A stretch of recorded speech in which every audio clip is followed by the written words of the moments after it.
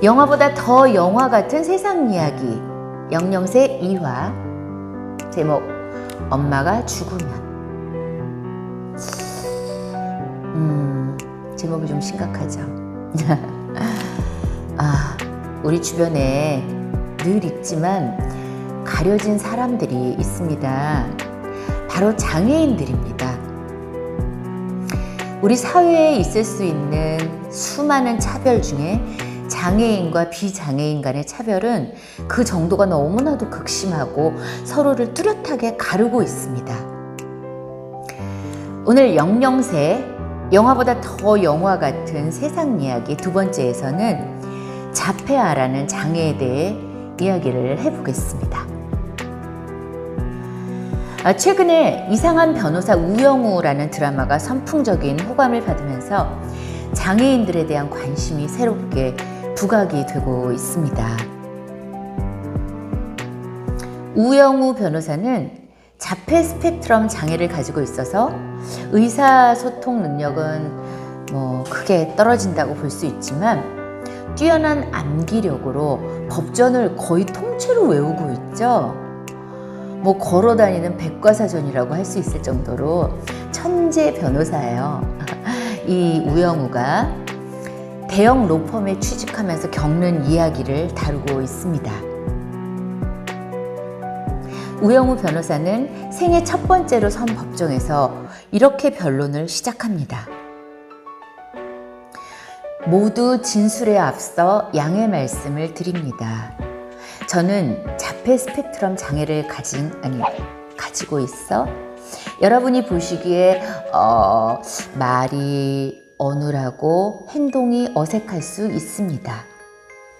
하지만 법을 사랑하고 피고인을 존중하는 마음만은 여느 변호사와 다르지 않습니다. 변호인으로서 피고인을 도와 사건의 진실을 밝힐 수 있도록 최선을 다하겠습니다. 어눌하고 서툰 말로 표현을 하지만 또박또박 뱉어내는 말 속에서 이 변호사로서의 진정성이 담겨져 있다고나 할까요?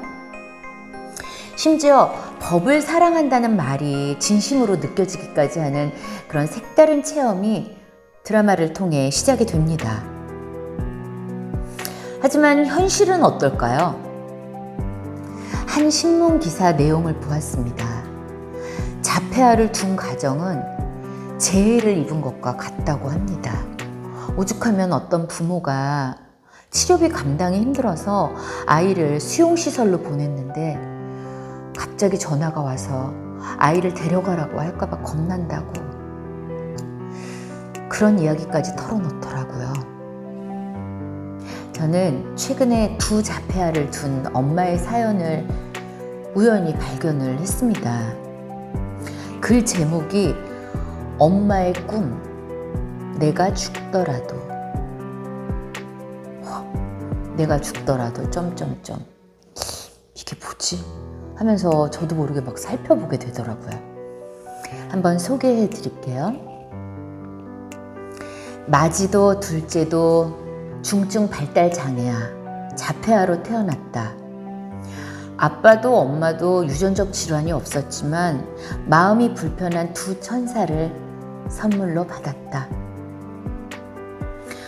엄마가 죽더라도 두 천사가 세상의 발달 장애아들이 행복하게 살 수 있는 생태계를 만드는 게 그녀의 꿈이다. 엄마 뱃속에 있던 아이란다. 바다고래마저 벌벌 떨 만큼 추웠던 한겨울. 경기도의 한 산후조리원. 엄마는 전날 태어난 2.76kg의 조그만 아이를 2살 터울 오빠에게 소개했다. 14시간 진통 끝에 찾아온 사슴 같은 눈을 가진 아이였다. 엄마는 하늘이 보내준 선물을 마지에게 가장 먼저 보여주고 싶었다. 말수가 유독 적은 아이였다. 유별날 정도로 자아가 단단했다. 아장아장 걸을 때부터 엄마를 찾는 일이 거의 없었다. 그게 무엇이든 제 힘으로 하려 했고 못하겠으면 엄마 손을 거칠게 끌어당겼다. 이웃들은 이 별난 아이를 기특하다며 칭찬을 했다. 아이고, 아들만 믿고 살면 되겠네. 아이고, 부럽다, 부러워. 이런 말을 들을 때면 엄마는 찬란한 미래를 꿈꿨다. 난 아이를 꿋꿋하면서도 창의력 넘치는 사람으로 키울 거야. 영화 감독? PD?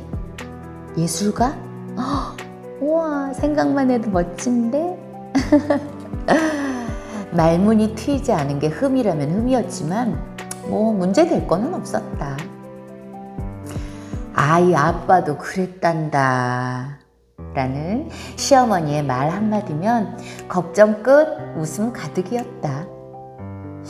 그런데 둘째를 처음 만난 그날 마지는 참 낯설었다. 천사 같은 아이를 아예 쳐다보지도 않았다.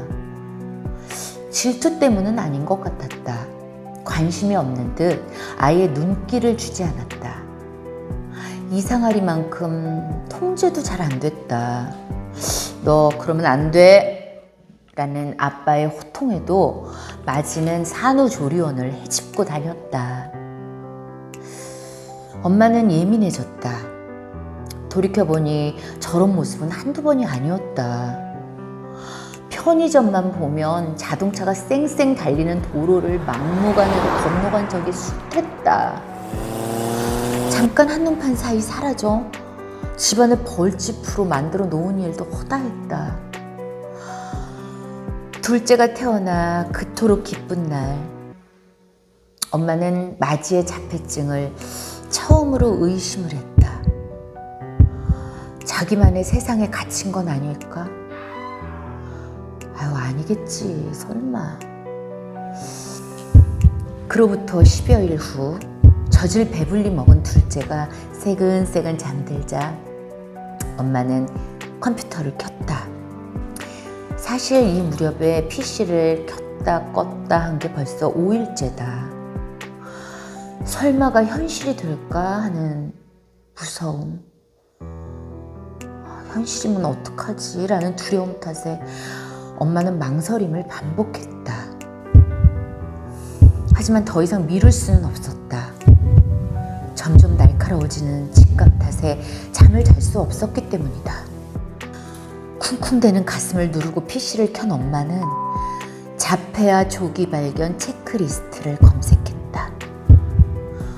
총 10개의 항목, 네라는 대답이 7, 8개 이하면 자폐를 의심해야 한다라는 설명이 붙어 있었다.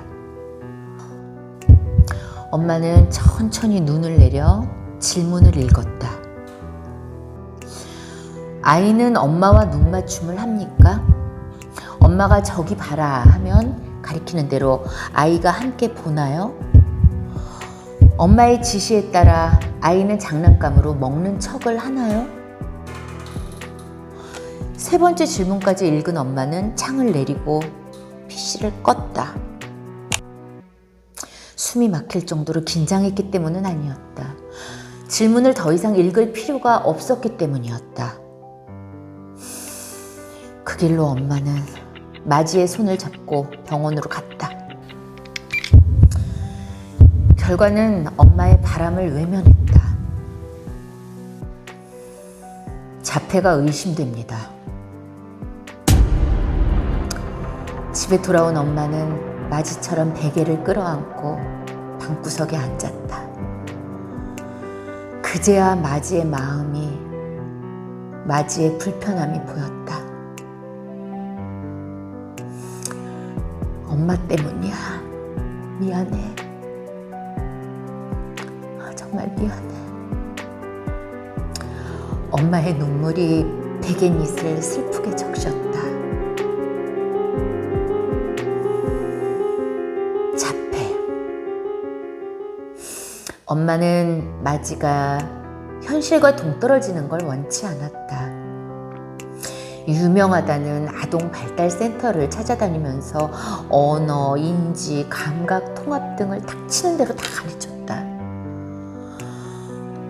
마지가 스스로 닫은 문을 열 수만 있다면 천금도 아깝지 않았다.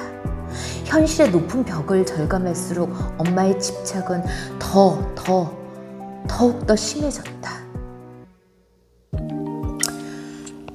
그나마 둘째가 얌전한 아이라서 참 다행이었다.